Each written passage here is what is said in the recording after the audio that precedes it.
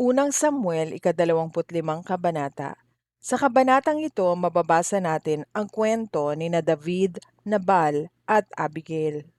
Unang Samuel, ika-25 kabanata. Sina David, Nabal at Abigail. Lumipas ang panahon at namatay si Samuel. Nagtipon ang buong Israel at ipinagluksa ang pagkamatay niya. Inilibing siya sa kanyang tirahan sa Rama.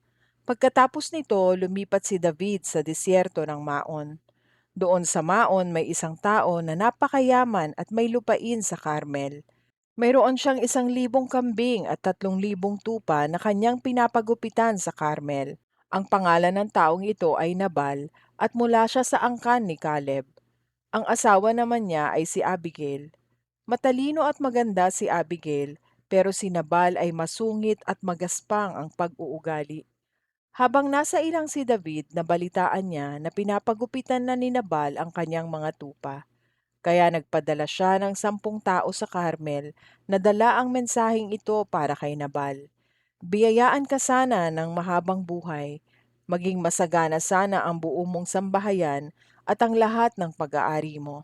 Nabalitaan ko na nagpapagupit ka ng iyong mga tupa. Nang nakasama namin ang mga pastol mo sa Carmel, hindi namin sila sinaktan at walang anumang nawala sa kanila. Tanungin mo sila at sasabihin nila ang totoo. Ngayon nakikiusap ako na pakitaan mo ng kabutihan ang mga tauhan ko dahil pista ngayon. Ituring mo akong anak at ang mga alipin ko bilang iyong alipin. Pakibigay sa amin ang anumang gusto mong ibigay. Pagdating ng mga tauhan ni David kay Nabal, ipinaabot nila ang mensahe ni David at naghintay. Tinanggihan ni Nabal si David. Sino ba ang David na ito na anak ni Jesse? Sa panahon ngayon, maraming alipin ang tumatakas sa kanilang mga amo. Bakit ko naman ibibigay sa iyo ang tinapay, tubig at karning para sa mga manggugupit ng mga tupa ko, gayong hindi ko nga alam kung saang lupalop kayo nang galing? Bumalik ang mga tauhan ni David at isinalaysay ang lahat ng sinabi ni Nabal. Nang marinig niya ang lahat ng ito, sinabi niya sa kanyang mga tauhan, "Isukbit ninyo ang inyong mga espada." Kaya isinukbit ng mga tauhan niya ang kanilang mga espada. At ganoon din ang ginawa ni David. Mga 400 tao ang sumama kay David at 200 ang naiwan para bantayan ang mga kagamitan. Isa sa mga alipin ni Nabal ang nagsabi kay Abigail na kanyang asawa, "Nagsugo si David ng mga mensahero rito galing sa disyerto para kumustahin ang amo naming si Nabal. Pero ininsulto pa niya sila. Mabuti ang mga taong iyon sa amin. Hindi nila kami ginawa ng anumang masama. Sa buong panahon na naroon kami sa bukid malapit sa kanila, walang anumang nawala sa amin. Binantayan nila kami araw at gabi habang nagbabantay kami ng mga tupa. Pag-isipan mong mabuti ang nararapat mong gawin dahil mapapahamak ang asawa mo at ang kanyang buong sambahayan. Napakasama niyang tao kaya walang nangangahas na makipag-usap sa kanya." Walang sinayang na oras si Abigail.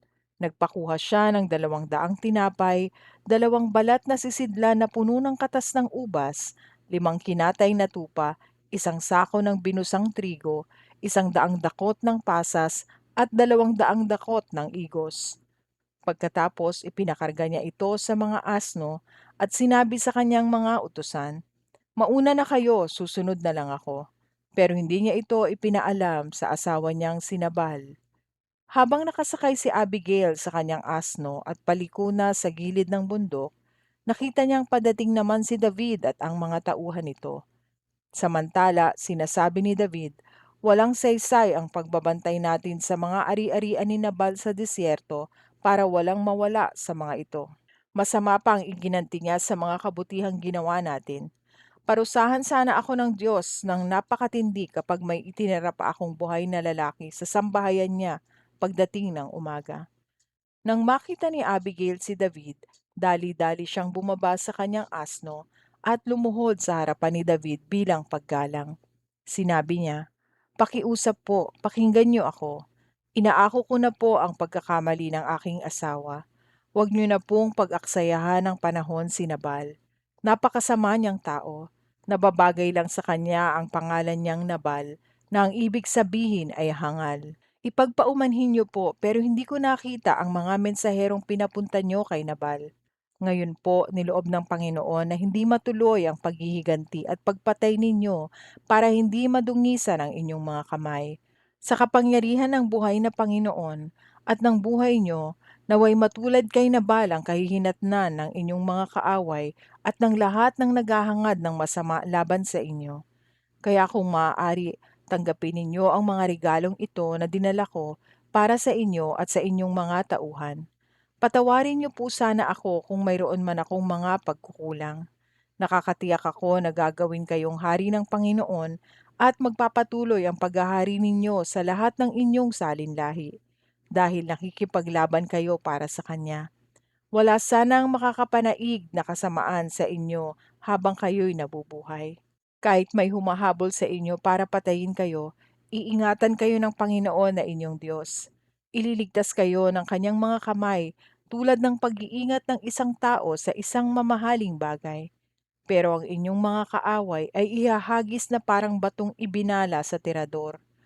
Kapag natupad na ang lahat ng kabutihang ipinangako sa inyo ng Panginoon at maging hari na kayo ng Israel, hindi kayo uusigin ng inyong konsensya dahil hindi kayo naghiganti at pumatay ng walang sapat na dahilan.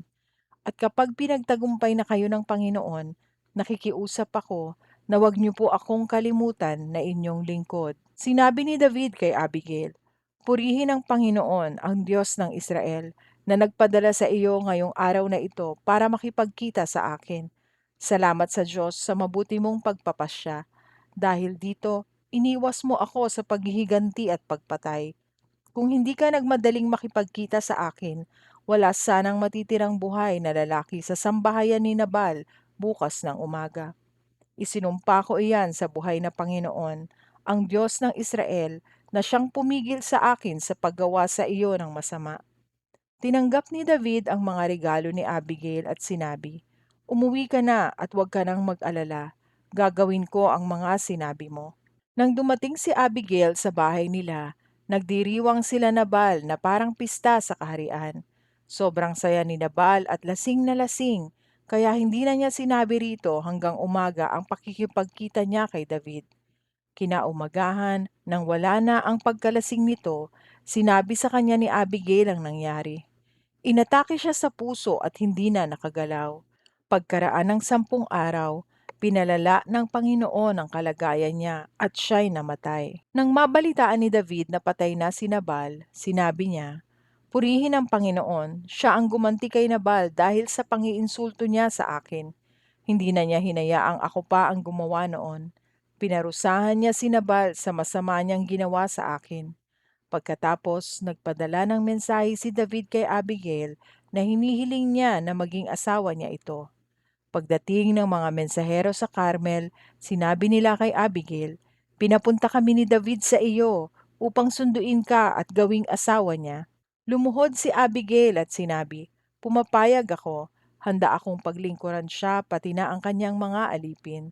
Dali-daling sumakay si Abigail sa asno at sumama sa mga mensahero ni David. Kasama niya ang 5 niyang aliping babae at naging asawa siya ni David. Pinakasalan din ni David si Ahinoam na taga Jezreel at 2 silang naging asawa ni David. Ang unang asawa ni David na si Mikal ay ibinigay ni Saul kay Paltiel na anak nila Ish na taga Galim.